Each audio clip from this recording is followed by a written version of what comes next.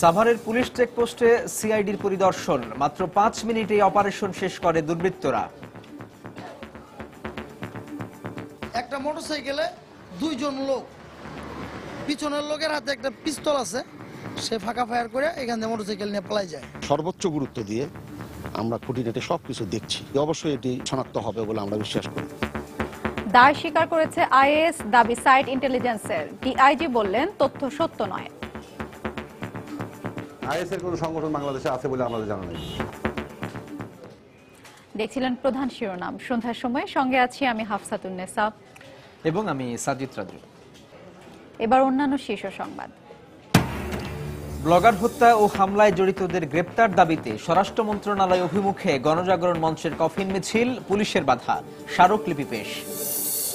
Tavella হত্যার ঘটনায় গ্রেফতার বিএনপি নেতা সাবেক কমিশনার কাইয়ুমের ছোট ভাই মতিন 8 দিনের রিমান্ডে। সেনাবাহিনীর কাছে অস্ত্র জমা দিল মুরং ন্যাশনালিস্ট পার্টির ৭৯ সদস্য। স্বাভাবিক জীবনে ফিরতে পেরে স্বস্তি, যথাযথ পুনর্বাসনের দাবি। স্থানীয় সরকার নির্বাচনের আচরণ বিধি প্রস্তুত হয়েছে। জাতীয় নির্বাচনের আদলেই দলীয় প্রার্থীর পক্ষে প্রচারণায় অংশ নিতে পারবেন মন্ত্রী এমপিরাও। এবং একই রোগ নির্ণয়ে ডায়াগনস্টিক সেন্টারগুলোর রিপোর্টে কোনো মিল নেই, একই সেবায় নেওয়া হচ্ছে আলাদা চার্জ। মান যাচাইয়ের আশ্বাস স্বাস্থ্য বিভাগের।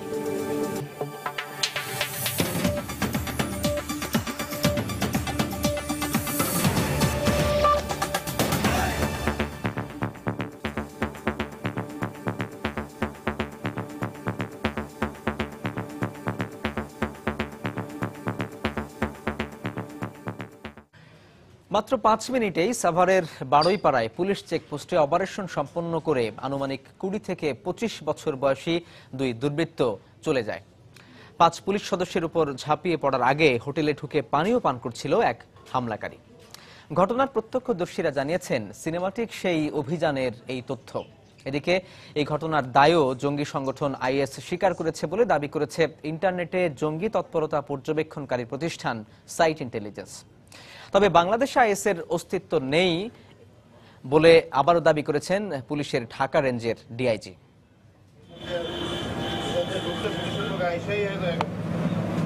বৃহস্পতিবার সকালে ঘটনাস্থল পরিদর্শন করেন পুলিশের অপরাধ তদন্ত বিভাগ সিআইডি সদর দপ্তর থেকে যাওয়া তদন্তকারীরা।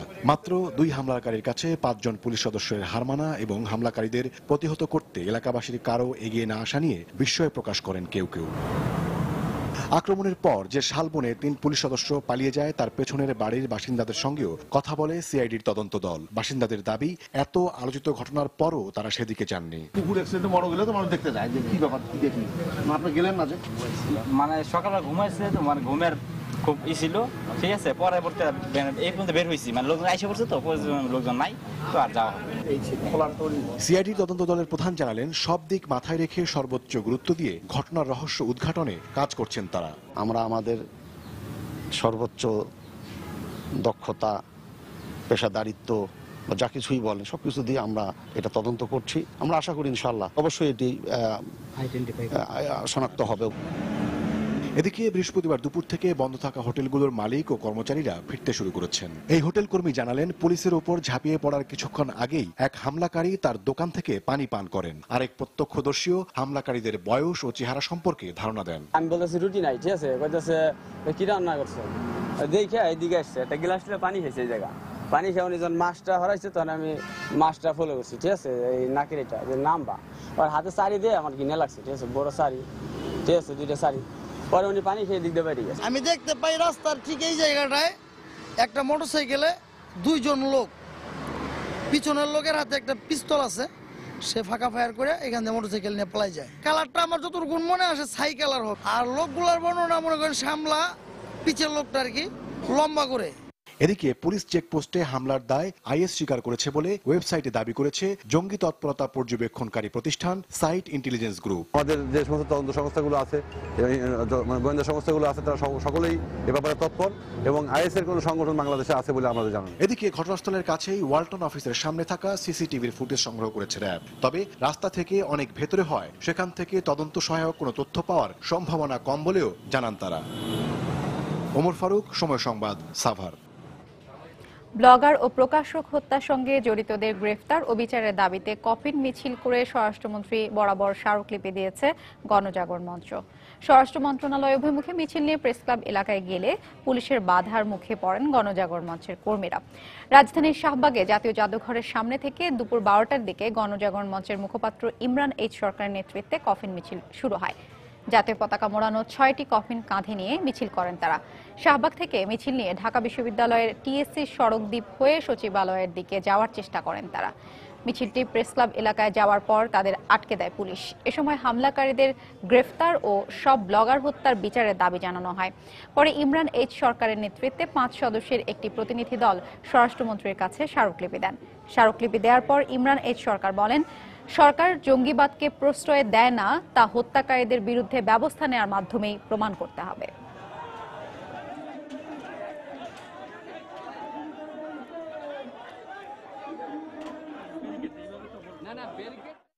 ব্লগার, লেখক, প্রকাশক থেকে শুরু করে সকল জায়গায় আক্রমণ করা হচ্ছে, শিক্ষকদের হত্যা করা হচ্ছে, সবাইকেই আক্রমণ করা হচ্ছে। যারাই জঙ্গিবাদের বিরুদ্ধে যারা কথা বলছেন, এমনকি আইন শৃঙ্খলা বাহিনীর উপরেও কিন্তু উপর্যুপরি হামলা করা হচ্ছে। সুতরাং আজকে নিরাপত্তার যে প্রশ্নটি উত্থাপন হয়েছে, আমি মনে করি এটি কোনো ব্যক্তি নিরাপত্তা নয়, বরং সামগ্রিকভাবে আজকে রাষ্ট্রই নিরাপদ কিনা সেটি নিয়েই কিন্তু প্রশ্ন উত্থাপন হয়েছে। স্বরাষ্ট্রমন্ত্রী মহোদয় বলেছেন তার সরকার জঙ্গিবাদের প্রশ্রয় দেয় না এবং দেবে না, এবং আমরা তাদেরকে বলেছি যে আপনারা যে প্রশ্রয় দেন না সেই বিষয়টি জনগণের সামনে আপনারা প্রমাণ করুন, কেননা জনগণের মধ্যে ইতিমধ্যে একটা আশঙ্কা তৈরি হয়েছে।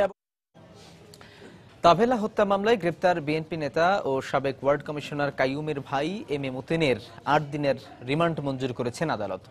দুপুরে ঢাকা মহানগর হাকিম শাহরিয়ার মাহমুদ আদনান আসামির উপস্থিতিতে রিমান্ড আবেদনের শুনানি শেষে এই আদেশ দেন। এর আগে ডিবি কার্যালয় থেকে মতিনকে আদালতে হাজির করে জিজ্ঞাসাবাদের জন্য 10 দিনের রিমান্ড আবেদন করেন তদন্ত কর্মকর্তা। বুধবার মধ্যরাতে বেনাপোল বন্দর এলাকা থেকে মতিনকে আটক করে পুলিশ। রাতেই তাকে ঢাকায় এনে প্রাথমিক জিজ্ঞাসাবাদ করা হয়। গত 28 সেপ্টেম্বর রাজধানীর গুলশানে দুর্বৃত্তদের হামলায় নিহত হন ইতালির নাগরিক তাভেলা সিজার। সেনাবাহিনীর কাছে 55টি দেশীয় আগ্নেয়াস্ত্র এবং বেশ কয়েক রাউন্ড গুলি জমা দিয়েছেন বান্দরবানের মোরং ন্যাশনালিস্ট পার্টি নামে সন্ত্রাসী সংগঠনের 79 সদস্য। হত্যা, গুম, লুটতরাজ ছেড়ে স্বাভাবিক জীবনে ফিরতে পেরে খুশি তারা। সেই সঙ্গে যথাযথ পুনর্বাসনের দাবিও জানিয়েছেন তারা। বান্দরবানের আলীকদম থেকে সাখাওয়াত টিপুর তোলা ছবি নিয়ে কমলদের রিপোর্ট। উপজাতি সন্ত্রাসী সংগঠন মুরং ন্যাশনালিস্ট পার্টির 79 সদস্য অস্ত্র সমর্পণের মাধ্যমে স্বাভাবিক জীবনে ফিরে এসেছে। সেনাবাহিনীর উদ্যোগে তারা এই অস্ত্র সমর্পণ করে। বান্দরবান পার্বত্য জেলার আলীকদম উপজেলার কুরুপাতা এলাকায় আয়োজন করা হয় এই অস্ত্র সমর্পণ অনুষ্ঠান। যাদের ল্যান্ড আছে ল্যান্ডে করবো, যারা ল্যান্ড নাই ওই হেডম্যানকে বলছি খাস ল্যান্ড কোথা আছে দেখে কম বেশি যা আছে চলার মতো সেভাবে আমরা পুনর্বাসন করবো। বিগত 2010 সালে সৃষ্টি হয় এই সন্ত্রাসী সংগঠনের। গত 5 বছরে ভাতৃঘাতী সংঘাত এবং অন্তর্দলীয় কোন্দলে দলটির প্রধান সহ 25 জন নিহত হয়। তারা যে এটা জীবন যাপন করতে ভুলভাবে, সেই ভুল পথ থেকে যাতে স্বাভাবিক জীবনে ফিরে আসে সেই ব্যবস্থাটাই করতেছি আমরা। সাম্প্রতিক সময়ে চাঁদাবাজি এবং অপহরণের মাধ্যমে মুক্তিপণ আদায় করত এই সন্ত্রাসী সংগঠন। এছাড়া প্রায়শই এখানে ভাতৃঘাতী সংঘাতের পাশাপাশি বাংলাদেশের সাথে তাদের দ্বন্দ্ব লেগেছিল। এই অস্ত্রগুলো কোনো অত্যাধুনিক কোনো মারণাস্ত্র নয়। এই অস্ত্রগুলো মূলত মুরং সম্প্রদায়ের দৈনন্দিন শিকার, তাদের আত্মরক্ষার কাজেই তারা ব্যবহার করে। এক্ষেত্রে স্বাভাবিক জীবনে ফিরে আসতে পেরে এই সন্ত্রাসীরাও তারা স্বস্তি প্রকাশ করছেন। এখন সেনাবাহিনীর হাতে আমি সিলিন্ডার করছি, খুব ভালো লাগে। সেনাবাহিনী ভালোর পথে ফিরিয়ে আনায় আমরা এখন অনেক খুশি। আমরা কৃতজ্ঞ, তবে আমাদের যে দাবি দাওয়াগুলো রয়েছে সে ব্যাপারেও সরকারের নজর দিতে হবে। এই অস্ত্র সমর্পণের মধ্য দিয়ে অবসান ঘটলো 5 বছরের ভাতৃঘাতী সংঘাতের। সাময়িক শান্তি ফিরে আসলো এই দুর্গম পাহাড়ি এলাকায়। কিন্তু স্থানীয়রা বলছেন এই শান্তি কতদিন বজায় থাকে তা এখন দেখার বিষয়। বান্দরবানের আলীকদম থেকে কমল দে, সময় সংবাদ। দেখছেন সন্ধ্যার সময়। রাজশাহী অঞ্চলে আবারও সংগঠিত হওয়ার চেষ্টা করছে নিষিদ্ধ ঘোষিত জঙ্গি সংগঠন জামাতুল মুজাহিদিন বাংলাদেশ জেএমবির সদস্যরা। এতে আতঙ্কিত গ্রামবাসী ও তাদের নির্যাতনের শিকার হওয়া অনেকে। রাষ্ট্রপক্ষের কৌঁসুলি বলছেন, সুনির্দিষ্ট তথ্য প্রমাণ না পাওয়ায় অনেক জেএমবি সদস্য আইনের ফাঁক গুলে জামিনে বের হয়ে যাচ্ছে। তবে পুলিশের দাবি এই সদস্যদের উপর বাড়তি নজরদারি রয়েছে তাদের। বিস্তারিত সাইফুর রহমান রকের রিপোর্ট। 2004 সালে সর্বহারা দমনের নামে জেএমবি লোমহর্ষক এক অধ্যায়ের সূচনা করে রাজশাহীর বাগমারা, নওগাঁর রানীনগর ও আত্রাই এবং নাটোরের নলডাঙ্গায়। প্রকাশ্য দিবালোকে হত্যা করা ছাড়াও বাংলা ভাইয়ের সহযোগীরা সাধারণ মানুষকে ধরে নিয়ে গিয়ে চালাতো নির্মম নির্যাতন। 2007 সালে জেএমবির শীর্ষ নেতাদের অনেকের ফাঁসি ও যাবজ্জীবন কারাদণ্ড হয়। তবে নির্যাতনের শিকার অনেকের অভিযোগ, গ্রেপ্তারের পর অনেকেই জামিনে মুক্ত হয়ে পুনরায় সংগঠিত হতে এলাকায় গোপনে তৎপরতা চালাচ্ছে। আমি 3 দিন যাবৎ বাংলা ভাইয়ের ক্যাম্পে শুধু নির্যাতন হয়েছে। হাঁটু থেকে পায়ের গিরা পর্যন্ত সমস্ত রড দিয়ে বাড়ানো হয়েছে। সুকৌশলে তারা এখনো আগানোর জন্য একটা তৎপরতা চালাচ্ছে। প্রকাশ্যে ঘুরে ফেরায় মসজিদ মাদ্রাসা বিভিন্ন জায়গায় মিটিং করে ওরা। তবে পুলিশের দাবি, তারা যেন পুনরায় সংগঠিত হতে না পারে সেজন্য সজাগ তারা। তাদের সাপ্তাহিক খোঁজ খবর না হয়, তাদের নামে তালিকা আছে, আবার সংগঠিত হয়ে কোনো ধরনের আইন শৃঙ্খলার বিপক্ষে অথবা জঙ্গি তৎপরতা চালাতে না পারে সেই ধরনের আমাদের পূর্ণাঙ্গ নজরদারি রয়েছে। আর রাষ্ট্রপক্ষের আইনজীবী বলছেন, সুনির্দিষ্ট তথ্য প্রমাণের অভাবে জেএমবি সদস্যরা জামিনে মুক্তি পেয়ে যাচ্ছে।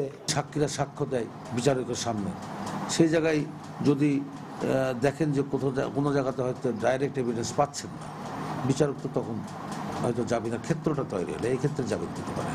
কারাগার কর্তৃপক্ষ জানিয়েছে, রাজশাহীতে 23 জন, নওগাঁয় 32, নাটোরে 15, নবাবগঞ্জে 6, বগুড়ায় 27, জয়পুরহাটে 10, সিরাজগঞ্জে 17 ও পাবনায় 44 জন জেএমবি সদস্য বিভিন্ন মেয়াদে কারাভোগ করছে। সাইফুর রহমান রকি, সময় সংবাদ, রাজশাহী। সন্ধ্যার সময় আরো থাকছে। সময় সংবাদে খবর প্রচার হওয়ায় সিলেটে ধর্ষণের শিকার স্কুল ছাত্রীকে মুঠোফোনে হুমকি, এখনো জীবন আশঙ্কায় স্বজনরা।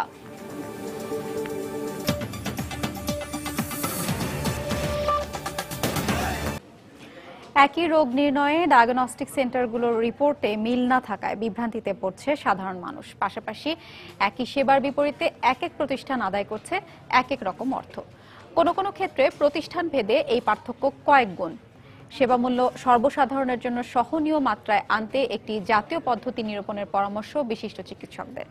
ডায়াগনস্টিক সেন্টারগুলোর মান যাচাইয়ের পাশাপাশি বিভিন্ন শ্রেণীতে ভাগ করে সেবা মূল্য ক্রয় ক্ষমতার মধ্যে আনার আশ্বাস স্বাস্থ্য বিভাগের। বিস্তারিত মুজাহিদ শুভর রিপোর্টে। প্রায় 2 বছর আগে মায়ের গর্ভে থাকা ফুটফুটে এই শিশুটিকে মৃত ঘোষণা করেছিলেন চিকিৎসক। একবার নয়, দুবার নয়, বেসরকারি ডায়াগনস্টিক সেন্টারে 3 বার টেস্টে প্রমাণিত মৃত বাচ্চাটি জীবিত হয়ে মায়ের কোল আলোকিত করে ভুল প্রমাণিত করে সকল পরীক্ষাকে। আমার বাচ্চা হওয়ার সময় আমাকে 3টা মেডিকেল নিয়ে গেছে। নিয়ে যাওয়ার পরে 3 জায়গায় আলট্রাসোনোগ্রাম করছে, বলছে যে আমার বাচ্চা মারা গেছে। মৃত বাচ্চা বের করার সময় বাচ্চা কান্না করে উঠছে। কান্না শুনে আমরা জানতে পারলাম, আমাদের অভিভাবক জানতে পারলো যে আমার বাচ্চা জীবিত। 1982 সালের পর চিকিৎসা ফি নির্ধারণে নতুন মানদণ্ড প্রণয়ন না করায় স্বেচ্ছাচারী প্রায় সব বেসরকারি ডায়াগনস্টিক সেন্টার। রাজধানীর কয়েকটি ডায়াগনস্টিক সেন্টার ঘুরে দেখা গেছে প্রতিষ্ঠান ভেদে মেডিকেল টেস্টের ফি এর পার্থক্য 4 থেকে 6 গুণ। সরকারি হাসপাতালে ইউরিন টেস্টে মাত্র 20 টাকা নেওয়া হলেও বেসরকারি প্যাথোলজিতে নেওয়া হচ্ছে 150 থেকে 300 টাকা পর্যন্ত। পাশাপাশি অহরহ ভুল চিকিৎসা আর প্রতিষ্ঠান ভেদে একই রোগের পরীক্ষার রিপোর্ট ভিন্ন হওয়ায় বিভ্রান্তিতে পড়ছে সাধারণ মানুষ। রাশিয়াতে পড়তে যাওয়ার জন্য মেডিকেল টেস্ট করি, কিন্তু সেখানে আমার এইচআইভি পজিটিভ ধরা পড়ে। আমি তো এটা মেনে নিতে পারি নাই। অন্য একটা মেডিকেল সেন্টারে আবার পুনরায় টেস্ট করি, তো আমার কোনো সমস্যা ধরা পড়েনি। একটা টেস্ট ডায়াগনস্টিক করতে গেলে আমি 1000 টাকা, অন্য জায়গায় 3000 টাকা, ইভেন 5000, এমনকি আপ টু 10,000 টাকা পর্যন্ত। চিকিৎসার মান নিয়ন্ত্রণের পাশাপাশি সেবা মূল্য মানুষের সাধ্যের মধ্যে আনতে একটি জাতীয় পদ্ধতি নিরূপণের পরামর্শ বঙ্গবন্ধু মেডিকেল বিশ্ববিদ্যালয় উপাচার্যের। একটা ভুল রিপোর্টের মাধ্যমে মানুষের জীবনের মধ্যে একটা বড় ধরনের আঘাত না আসে, সেদিকে আমাদের সবারই সজাগ হওয়া উচিত। বেসরকারি ক্লিনিকের মালিক সমিতি আছে, তাদের এই বিষয়গুলো আমার মনে হয় উদ্যোগ নেওয়া উচিত, যে এটা মানুষের ক্রয় সীমার মধ্যে কিভাবে রাখা যায়। ডায়াগনস্টিক সেন্টারগুলোকে বিভিন্ন শ্রেণীতে ভাগ করে সবার জন্য চিকিৎসা ফি সহনীয় মাত্রায় আনার পরিকল্পনার কথা বললেন স্বাস্থ্য অধিদপ্তরের পরিচালক। 600 প্রতিষ্ঠানকে আমরা অলরেডি নোটিশ দিয়েছি। 25টি প্রতিষ্ঠান আমাদের সিলগালা করা আছে, বাতিল করেছি প্রায় 30টা। কোনো প্রতিষ্ঠান যদি তার ন্যূনতম কোয়ালিটি নাই বা এই প্রতিষ্ঠান দিয়ে জনস্বাস্থ্যের কোনো বিঘ্নিত হতে পারে, তাদেরকে আমরা ইমিডিয়েটলি বন্ধ করে দেওয়ার ব্যবস্থা করছি। 138 কোটি টাকা ব্যয়ে রাজধানীর এই শেরেবাংলা নগরে নির্মিত হচ্ছে ইনস্টিটিউট অফ রেফারেল ল্যাবরেটরি। রাজধানী সহ সারা দেশের প্যাথোলজি ও ডায়াগনস্টিক সেন্টারগুলোর মান যাচাই ও নিয়মিত তদারকির লক্ষ্যে এই ইনস্টিটিউট গুরুত্বপূর্ণ ভূমিকা রাখবে বলে আশাবাদ চিকিৎসক সহ স্বাস্থ্য বিভাগের। মুজাহিদ শুভ, সময় সংবাদ, ঢাকা। আর রাজধানীর মতো সারা দেশেও ব্যাঙের ছাতার মতো গড়ে উঠেছে শত শত প্যাথোলজি ও ডায়াগনস্টিক সেন্টার, যার বেশিরভাগেরই নেই কোনো অনুমোদন। অন্যদিকে দক্ষ টেকনিশিয়ান ও উন্নত যন্ত্রপাতির অভাবে মিলছে না সঠিক ডায়াগনোসিসের রেজাল্টও। ক্লিনিক ভেদে বদলে যাচ্ছে পরীক্ষার রিপোর্ট। এতে করে রোগীরা প্রতারিত হয়ে ছুটছেন রাজধানী সহ বিদেশেও। এক জায়গায় পরীক্ষা করলে এক রিপোর্ট আসতেছে, আরেক জায়গায় পরীক্ষা করলে আরেকটা রিপোর্ট আসতেছে। সকল মেশিনের মান এক সমান না। আমি নিজে একবার একটা আল্ট্রাসাউন্ড করতে গেছিলাম আমার ওয়াইফের, সে বলে জরায়ু টিউমার হয়েছে। হ্যাঁ, পরবর্তীতে দেখা যাচ্ছে জরায়ু টিউমার হয় নাই। এই পর্যন্ত প্রায় 15 থেকে 20 টেস্ট করাইছি, কোনো টেস্টই ডাক্তারও ধরতে পারে না। প্যাথোলজি টু প্যাথোলজি ভেরিয়েশন হইতেই পারে কিছু, এবং এটা সাধারণত নির্ভর করে ভালো একটা রেজাল্ট পাইতে গেলে দক্ষ পরীক্ষা যারা করে তারা যদি দক্ষ হয়, যে সমস্ত যন্ত্রপাতি ব্যবহার করা হয় সেগুলো যদি আপ টু ডেট হয়, বাইরে যে সমস্ত ধারণা আছে যে একটার সাথে একটা তারতম্য হয়, এগুলোর ব্যতিক্রম হওয়ার জন্য হতে পারে। এগুলো কয়েকদিন পূর্বে একটা ইউরিন টেস্ট করছিলাম, এক ক্লিনিকে নিয়ে যায়, যখন দেখালাম বললো এটা ঠিক হয়নি, আর একটা ক্লিনিকে বললে এটা ঠিক আছে। টাকা এক একটার মান এক এক রকম, কেউ 1000, কেউ 1500, কেউ 800। প্রাইভেট যে ক্লিনিকগুলো, সবগুলো ক্লিনিক বিশেষজ্ঞ চিকিৎসার দ্বারা পরিচালিত হচ্ছে না, যে কারণে মানসম্মত পরীক্ষা নিরীক্ষা সবসময় আমরা সবগুলো প্যাথোলজি ল্যাব থেকে পাচ্ছি না। দ্বিতীয়ত, এখানে টেকনোলজিস্ট গুলো আছে, তারা অনেকেই কারিগরি বোর্ড থেকে মানসম্মত শিক্ষা না পাওয়ার কারণে তাদের দ্বারা সঠিকভাবে পরীক্ষা নিরীক্ষাগুলো দেওয়া সম্ভব হচ্ছে না। স্থানীয় সরকার নির্বাচন এখন থেকে দলীয় প্রতীকে হওয়ায় জাতীয় নির্বাচনের আদলেই স্থানীয় সরকার নির্বাচনের আচরণবিধি প্রস্তুত করেছে কমিশন। তাই আসছে পৌরসভা নির্বাচনে মন্ত্রী এমপিরা দলীয় প্রার্থীর পক্ষে প্রচারণায় অংশ নিতে পারবে এমন নিয়ম রেখে আচরণবিধি চূড়ান্ত করেছে ইসি। দুপুরে নির্বাচন কমিশন সচিবালয়ে নির্বাচন কমিশনার মোহাম্মদ শাহনেওয়াজ সাংবাদিকদের এই তথ্য জানিয়েছেন। তবে সেক্ষেত্রে সরকারি সুযোগ সুবিধা নিয়ে তারা প্রচারণা চালাতে পারবেন না বলেও জানান তিনি। চলতি বছরের ডিসেম্বরেই দেশের প্রায় 250টি পৌরসভা নির্বাচন উপযোগী হচ্ছে, আর সে হিসেবে ডিসেম্বরের শেষ সপ্তাহে পৌরসভা নির্বাচন করার টার্গেট কমিশনের। এবারই প্রথমবারের মতো স্থানীয় সরকার নির্বাচন দলীয় প্রতীকে হয় নতুন অধ্যাদেশ অনুযায়ী আচরণবিধি চূড়ান্ত করেছে কমিশন। আচরণবিধি অনুযায়ী মন্ত্রী, প্রতিমন্ত্রী, এমপিরা নিজের দলের প্রার্থীর জন্য প্রচারণা চালাতে পারবেন। জাতীয় নির্বাচনও যারা মন্ত্রী, স্পিকার অথবা অন্যান্য পদে ছিলেন, সরকারি সুবিধা ভোগ করছিলেন, তারা অংশগ্রহণ করতে পারতেন সরকারি সুবিধা বাদ দিয়ে। ঠিক একইভাবে আমরা, যেহেতু একটা রাজনৈতিক নির্বাচন হচ্ছে, একইভাবে আমরা ওই সুবিধাগুলো স্থানীয় সরকার মন্ত্রণালয়ের যে নির্বাচন তার জন্য রেখে দিয়ে আচরণবিধিটা তৈরি করছি। এদিকে নির্বাচনে স্বতন্ত্র প্রার্থীদের ক্ষেত্রে যেসব পৌরসভায় 50,000-এর বেশি ভোটার, সেখানে 200 ভোটারের সমর্থন থাকতে হবে, আর 50,000-এর কম ভোটারের ক্ষেত্রে থাকতে হবে 100 ভোটারের সমর্থন। যে সকল পৌরসভার ভোটার সংখ্যা 50,000-এর উপরে, তাদের জন্য 200 ভোটারের স্বাক্ষর, এবং তাদের নিচে যারা আছে তাদের জন্য 100 ভোটারের স্বাক্ষর মেয়র প্রার্থীদের জন্য। আর কাউন্সিলর অথবা সংরক্ষিত এলাকার কাউন্সিলর হবেন, তাদের জন্য 20টা ভোটারের স্বাক্ষরযুক্ত ফর্ম দিয়ে ফর্মটা জমা দিতে হবে। কমিশনার মোহাম্মদ শাহনেওয়াজ আরও জানিয়েছেন, আসছে সপ্তাহেই পৌরসভা নির্বাচনের তফসিল ঘোষণা হতে পারে। মৌসুমী ইসলাম, সময় সংবাদ, ঢাকা। সিলেটের জাফলংয়ে এক স্কুল ছাত্রীকে ধর্ষণের ঘটনা নিয়ে সময় সংবাদে খবর প্রচার হওয়ার পর ওই মেয়েটির পরিবারের সদস্যদের ফোনে হত্যার হুমকি দিয়েছে অভিযুক্ত বখাটে। বিকেলে সময় সংবাদের কাছে এই অভিযোগ করেন নির্যাতিতার চাচা। মামলা সূত্রে জানা যায়, কয়েক মাস আগে বখাটে সাইদুর রহমান ধর্ষণ করে মেয়েটিকে। পরে বিষয়টি জানাজানি হলে সালিশের মাধ্যমে ঘটনা ধামাচাপা দেওয়ার চেষ্টা করে, এমনকি নির্যাতিতার পরিবারকে হত্যার হুমকি দিয়ে বাড়ি ছাড়া করা হয়। তবে চলমান জেএসসি পরীক্ষায় অংশ নিতে মেয়েটি আবার এলাকায় ফিরে গেলে প্রভাবশালী বখাটে তাকে আবারও হত্যার হুমকি দেয়। এরপর থেকে বন্ধ হয়ে যায় মেয়েটির পরীক্ষা দেয়া। সবশেষ গত 27 অক্টোবর এ বিষয়ে আদালতে একটি মামলা করে নির্যাতিতার পরিবার। আর ঘটনাটি সময় সংবাদে প্রচার হওয়ার পর আবারও হত্যার হুমকি দেওয়া হয়েছে বলে অভিযোগ করেন নির্যাতিতার চাচা। ছেলের চাচা আব্দুল মেম্বার বা ফখরুল এরা মানে খুবই হুমকি শুরু ফোন দিচ্ছে এবং ফোনের মাঝে খুবই গালিগালাজ করতেছে। যে ছেলেটা আমার ভাতিজিকে দর্শন করছে এই ছেলেটা বিদেশে চলে যাবে 2-4 দিনের ভিতরে, আমরা খবর পাইছি। আমি বিশেষভাবে আকুল আবেদন করে বলতেছি এই ছেলেটা যেন পলাইয়া বিদেশে যাইতে না পারে, তাকে বিদেশে যাওয়ার আগে গ্রেফতার করা হোক এবং আমাদের জানেরও নিরাপত্তা দেওয়া হোক। আমরা হুমকি চামকি দেয়, আমরা ভয় আছি, আমরা নিরাপত্তা পাই, আমরা নিরাপত্তা চাই, আমরা বিচার চাই। রাজশাহীতে ঋণের টাকা তুলে না দেয়ায় যে গৃহবধূর উপর নির্যাতন চালানো হয় তার চোখের অবস্থা এখনো শঙ্কামুক্ত নয়। এই ঘটনায় একটি মামলা করা হলেও এখনো কাউকে গ্রেপ্তার করতে পারেনি পুলিশ। স্বজনদের অভিযোগ, আসামিরা বহাল তবিয়তে ঘুরে বেড়ালেও তাদেরকে গ্রেপ্তার করছে না পুলিশ। এদিকে নির্যাতিতার চোখের অবস্থা এখনো শঙ্কামুক্ত নয় বলে জানিয়েছেন চিকিৎসক। গত 1 নভেম্বর এনজিও থেকে ঋণের টাকা তুলে না দেয়ায় পবা উপজেলার নুরেসা বিবি নামে এক গৃহবধূর উপর অমানসিক নির্যাতন চালায় স্বামী সিরাজুল ইসলাম। এক পর্যায়ে আঙ্গুল দিয়ে তার 2 চোখ উপড়ে ফেলার চেষ্টা করা হয় বলে অভিযোগ করে স্বজনরা। পরে আশঙ্কাজনক অবস্থায় তাকে রাজশাহী মেডিকেলে ভর্তি করা হয়। বিভিন্নভাবে আমার দুলা হয়তো সবসময় চাপ দেয়, যৌতুকের চাপ দেয়, বিভিন্নভাবে টাকা দিয়ে আসি। কিছুদিন আগেও কিস্তিওয়ালা এসে আমাদের বাসায় বসেছিল, আমাদের কমিশনার এসে সে কিস্তিওয়ালা পাঠায়, এটাকে 2 লাখ টাকা আমরা শোধ করেছি। আসামি ঘুরে বেড়াচ্ছে, আমি চাই তাদের দ্রুত ধরে আমি বিচার চাই, তাদের সুষ্ঠু বিচার চাই। তাদের স্বামী পলাতক আছে এবং ভাসুর চাকরিজীবী পঞ্চগড়ে আছে। কোনো আসামি এখনো গ্রেপ্তার হয় নাই। মামলার কারণ খতিয়ে দেখা হচ্ছে এবং এই ঘটনা অন্য কেউ জড়িত আছে কিনা সেটাও তদন্ত চলছে।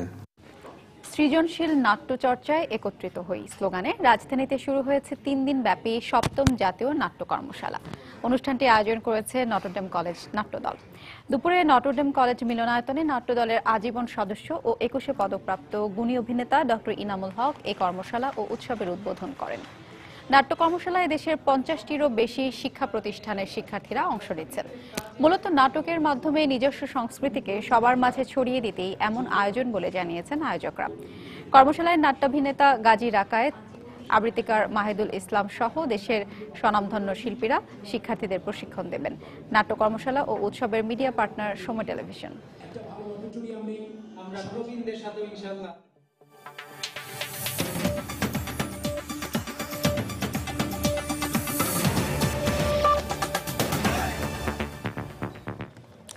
5 দফায় ভোট গ্রহণের মধ্য দিয়ে শেষ হলো বিহারের বিধানসভা নির্বাচন। এখন পর্যন্ত নির্বাচন কমিশন বা জরিপ সংস্থাগুলোর পক্ষ থেকে কোনো তথ্য দেয়া না হলেও সব দলই দাবি করছে জনসমর্থনে এগিয়ে রয়েছেন তারা।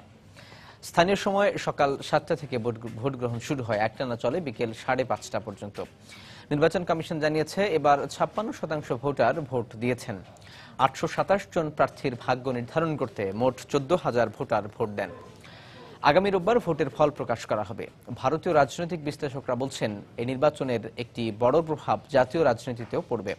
তাই বিহারের বিধানসভা নির্বাচন নিজেদের আয়ত্তে আনতে প্রাণপণ চেষ্টা চালাচ্ছেন প্রধানমন্ত্রী নরেন্দ্র মোদী, রাষ্ট্রীয় জনতা দলের লালু প্রসাদ যাদব ও জনতা দল ইউনাইটেডের নীতিশ কুমার।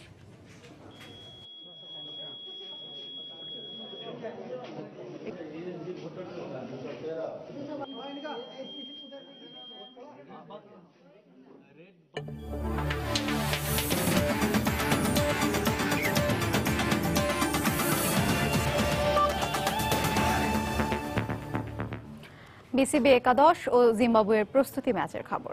মূল ওয়ানডে সিরিজের আগে বাংলাদেশ ক্রিকেট দলকে সতর্ক সংকেত দিল সফরকারী জিম্বাবুয়ে। ফতুল্লায় একমাত্র প্রস্তুতি ম্যাচে মাশরাফি মুশফিকদের বিসিবি একাদশকে 7 উইকেটের বড় ব্যবধানে হারালো জিম্বাবুয়ে। প্রথম ব্যাট করে 8 উইকেটে 277 রান করে বিসিবি একাদশ। জবাবে 3 উইকেট হারিয়ে জয়ের লক্ষ্যে পৌঁছে যায় সফরকারীরা। জুলাই থেকে আন্তর্জাতিক ক্রিকেটের বাইরে থাকা বাংলাদেশকে প্রতিপক্ষ হিসেবে পেয়ে প্রস্তুতি ম্যাচে দেখা মিলল ভিন্ন এক জিম্বাবুয়ের। আফগানিস্তানের বিপক্ষে ঘরের মাঠে বধ হলেও পুরনো প্রতিপক্ষকে পেয়ে সফরকারীরা এবার হলেন শিকারী। বিসিবি একাদশের দেয়া মাঝারি মানের সংগ্রহ তাড়া করতে নেমে ক্রেগ আরভিনের 95 ও শন উইলিয়ামসের 54 রানের দুর্দান্ত ইনিংস ইঙ্গিত দিল সহজ হতে যাচ্ছে না জিম্বাবুয়ের বিপক্ষে টাইগারদের হোম সিরিজ। কম যাননি অধিনায়ক এলটন চিগুম্বুরা। 64 রানের দুর্দান্ত এক ইনিংসে নিশ্চিত করেন সফরকারীদের বড় জয়। তখনও বাকি ছিল 20টি বল। প্রস্তুতি ম্যাচে 11 জন ব্যাটিং করলেও বিসিবি একাদশের পক্ষে খেলেছেন 14 জন, বোলিং করেছেন 8 জন। সবাই ছিলেন বেশ খরুচে। আর ডেঙ্গু জ্বর থেকে সেরে ওঠা মাশরাফি ছিলেন তুলনামূলক মৃতব্যয়ী। 7 ওভার বল করে 31 রান দিয়ে পাননি কোনো উইকেট। এর আগে টস করে ব্যাটিং এর শুরুতেই বিসিবি একাদশকে উড়ন্ত সূচনা এনে দেন দুই উদ্বোধনী ব্যাটসম্যান ইমরুল কায়েস ও এনামুল হক বিজয়। 105 রানের জুটি করে সাজঘরে ফেরার আগে নামের পাশে 56 রান যোগ করেন ইমরুল, বিজয় ফেরেন 52 রানে। এর পরের গল্পটা শুধুই মুশফিকের। টাইগারদের নির্ভরযোগ্য এই ব্যাটসম্যান বেশ ভালোভাবে সারলেন ব্যাটিং অনুশীলন। 84 বলে অপরাজিত রইলেন 81 রানে। অন্যদিকে হোম সিরিজে 14 সদস্যের টাইগার স্কোয়াডে থাকা সাব্বির দিলেন ব্যর্থতার পরিচয়, ফিরলেন 1 রানে। আর জাতীয় লিগে দুর্দান্ত ফর্মে থাকা শাহরিয়ার নাফিস করলেন 38 রান। ফলে দাপুটে শুরুর পর 277 রান নিয়ে সন্তুষ্ট থাকতে হয় টাইগারদের। 16 জনের ম্যাচে জিম্বাবুয়ের হয়ে বল করেন 10 জন বোলার। আর ব্যাটিং স্বর্গে 277 রান যে যথেষ্ট ছিল না তাই স্পষ্ট হয়ে যায় দিনের শেষ বেলায়। ক্রিকেট বিশ্বের পরাশক্তিদের কুপোকাত করা টাইগাররা 2 বছরের বেশি সময় পর বধ হলেন হোয়াটমোরে জিম্বাবুয়ের কাছে। হোক না তা প্রস্তুতি ম্যাচ। শায়লা পারভিন, সময় সংবাদ, ফতুল্লা। সন্ধ্যার সময় পর্যায়ে শীর্ষ সংবাদ জানিয়ে দিচ্ছি আরেকবার।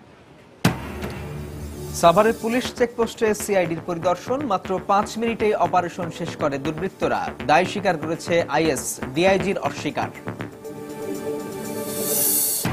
ব্লগার হত্যা ও হামলায় জড়িতদের গ্রেফতার দাবিতে স্বরাষ্ট্র মন্ত্রণালয় অভিমুখে গণজাগরণ মঞ্চের কফিন মিছিল, পুলিশের বাধা, স্মারকলিপি পেশ। তাভেলা হত্যার ঘটনায় গ্রেফতার বিএনপি নেতা সাবেক কমিশনার কাইয়ুমের ছোট ভাই মতিন 8 দিনের রিমান্ডে। সেনাবাহিনীর কাছে অস্ত্র জমা দিল মোরং ন্যাশনালিস্ট পার্টির ৭৯ সদস্য। স্বাভাবিক জীবনে ফিরতে পেরে স্বস্তি, যথাযথ পুনর্বাসনের দাবি। এবং স্থানীয় সরকার নির্বাচনের আচরণবিধি প্রস্তুত হয়েছে জাতীয় নির্বাচনের আদলেই। দলীয় প্রার্থীর পক্ষে প্রচারণায় অংশ নিতে পারবেন মন্ত্রী এমপিরাও। এই ছিল সন্ধ্যার সময়। যে কোনো খবর পেতে ভিজিট করুন সময়নিউজ.tv। সঙ্গে থাকুন সময়।